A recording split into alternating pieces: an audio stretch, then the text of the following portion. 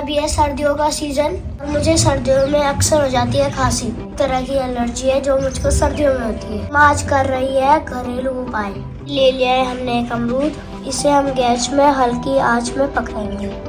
ये ऑन कर लिया हमने गैस और इसकी आंच हमने सिम पे कर ली है। अब इस अमरूद को हम गैस में हल्की आंच में पकने के लिए छोड़ देंगे। चारों तरफ से इसके छिलके को पका लेंगे। ये हमने चारों तरफ से इसको पका के इसकी स्किन जला ली है। हम इसकी काली स्किन छिलकर फेंक देंगे।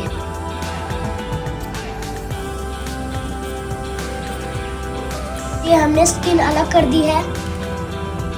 ये अमरूद हमने इसको बाहर से क्लीन कर दिया है। हम इसको गर्म गर्म काटेंगे। यह सेंधा नमक, जिसे रॉक सॉल्ट और पिंक सॉल्ट भी कहते हैं, इसको हम इसमें डाल देंगे।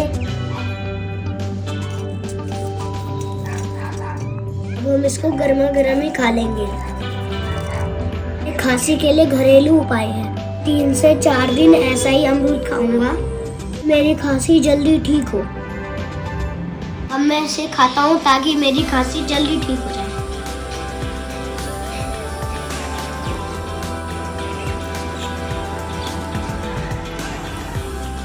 खाने में तो अच्छा लग रहा है, लेकिन खांसी ठीक होती है या नहीं होती है ये तो 4 दिन बाद पता चलेगा।